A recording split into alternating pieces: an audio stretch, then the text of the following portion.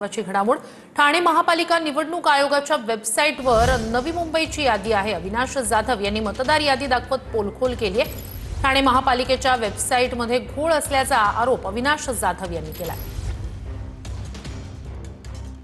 ज्या याद्या आहेत त्या कशा प्रकारे समोर आल्यात ते आपण चित्र पाहू शकतो। अविनाशजी, काय कधी तुमच्या हाती माहिती लागलेली आहे वेबसाईटवरती ठाणे महानगरपालिकेच्या?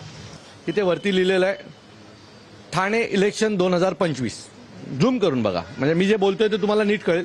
ठाणे इलेक्शन 2025 बरोबर आहे। ठाणे महानगरपालिका सार्वत्रिक निवडणूक 2025। ओके, आता समज प्रभाग क्रमांक 12 मी उघडला। हा बघा, प्रभाग क्रमांक 12 मी क्लिक केला, ओके केला। आता ही प्रारूप यादी आली आहे। आता ही यादी आहे नवी मुंबई महानगरपालिका। आता ही जर ठाणे महानगरपालिकेच्या वेबसाईटवर नवी मुंबई महानगरपालिकेची जर यादी आम्हाला दिसणार असेल तर काय हे बघा ना, तुम्ही ऐका ना, अमृतसर सोसायटी ऐरोली सेक्टर 2 यादी भाग क्रमांक 70 काहीही चालू आहे।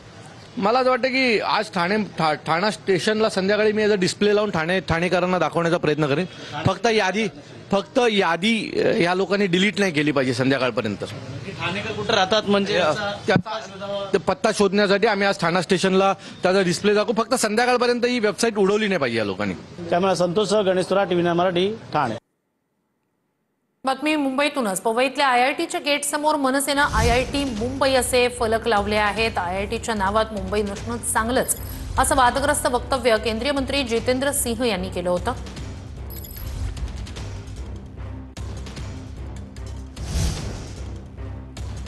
जितेंद्र सिंह यांचं वक्तव्य सरकारच्या मानसिकतेचं प्रतीक आहे अशी पोस्ट राज ठाकरे यांनी केली आहे। आयआयटी संदर्भातील वक्तव्यावरून राज ठाकरे यांनी ट्विट केलंय, आयआयटी बॉम्बेचं नाव मुंबई केलं नाही हे चांगलंच झालं असं वक्तव्य केंद्रीय मंत्री जितेंद्र सिंह यांनी केलं होतं। तर हे सरकारच्या मानसिकतेचं प्रतीक असं म्हणत राज ठाकरे यांनी टीका केली आहे। मुंबई जी मराठी माणसाची होतीच, तिला महाराष्ट्रापासून वेगळं करण्याचा डाव मराठी नेत्यांनी आणि जनतेनं उधळून लावला। मुंबई महाराष्ट्रातच राहिली, त्याबद्दल गेली अनेक दशकं यांच्या पोटात साचलेली मळमळ पुन्हा ओकायला सुरुवात केली आहे। खरं तर जितेंद्र सिंह यांचा मुंबईशी काही संबंध नाही, ना महाराष्ट्राशी ना गुजरातशी। ते येतात जम्मूमधून। मुंबई नको, बॉम्बेच हवं, यातून हळूच हे शहर ताब्यात घेण्याचा प्रयत्न नक्की सुरू आहे। आधी मुंबई आणि मग संपूर्ण MMR परिसर ताब्यात घेऊन तो गुजरातला जोडण्याचा प्रयत्न सुरू आहे। तेव्हा मराठी माणसा जागा हो, आता तरी मराठी माणसांना हे कळावं। राज ठाकरे, अध्यक्ष मनसे। पण पुढच्या घडामोडीकडे चुकीचा शब्द वापरला त्याबद्दल दिलगिरी व्यक्त करतो असं अजित पवार यांनी म्हटलंय। शिवराळ भाषेनंतर अजित पवारांकडून दिलगिरी व्यक्त करण्यात आली। अकोल्यातील प्रजासभेत अजित पवारांनी दिलगिरी व्यक्त केली आहे। मी कुठेतरी आपण काहीतरी थातुरमातुर सांगायचं ही माझी भावना नाहीये। मी शब्दाचा पक्का आहे। मी माझ्या भागामध्ये करून दाखवलं, त्यावेळेस अंबाजोगाईला येऊन सांगतोय की आपण पण तसं करा। बरेच पुढारी येतात, सांगतात असं केलं पाहिजे तसं केलं पाहिजे, आणि त्यांची शहरं एकदम घाण भिकार असतात, बकालपणा असतो। तिथं वेगवेगळ्या शहरात जर बकालपणा असेल, मी त्या दिवशी चुकीचा शब्द वापरला भिकार म्हणून, तो शब्द मी वापरायला नको होता, त्याबद्दल मी दिलगिरी व्यक्त करतो। परंतु बकालपणा, शहरामध्ये बकालपणा नसला पाहिजे।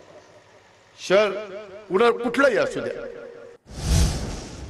आपल्याकडे नगरविकास खातं त्यात माल आहे असं मंत्री गुलाबराव पाटील यांनी म्हटलंय। तारखेला रात्री बाहेरच झोपा, लक्ष्मी येणार आहे असंही वक्तव्य शिंदे सेनेचे मंत्री गुलाबराव पाटील यांनी केलं आणि त्यांच्या या वक्तव्याची चर्चा होतीये।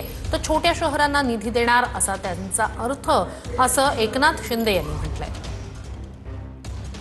22 तारखेला मतदान होतं, मागच्या वेळेस 21 तारखेला आमदारकीचं, 20 तारखेला 18ला लई लक्ष्मी फिरली, दारोदार फिरली। उठ बघता, काय झोपलायस, उठ, मी आली आहे, तुला प्रसन्न होते। बाहेर खाटी टाकून झोपा तुम्ही बी 1 तारखेला। लक्ष्मी येणार आहे, उठ बघता, काय झोपलायस, उठ। आता तर नगर विकास खाता आपल्याकडे आहे।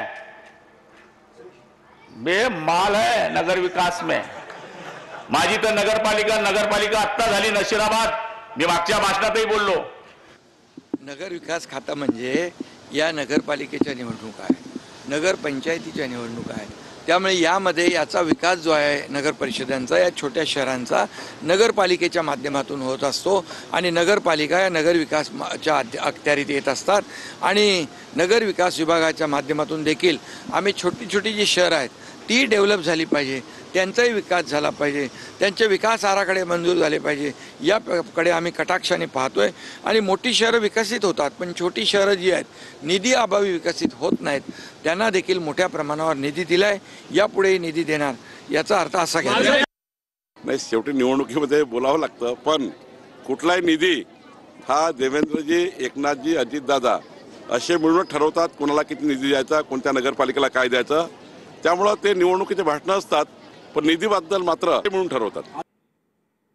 पुढच्या घडामोडीकडे अहिल्यानगरमध्ये काँग्रेस जिल्हाध्यक्षाचं अपहरण करून मारहाण करण्यात आली।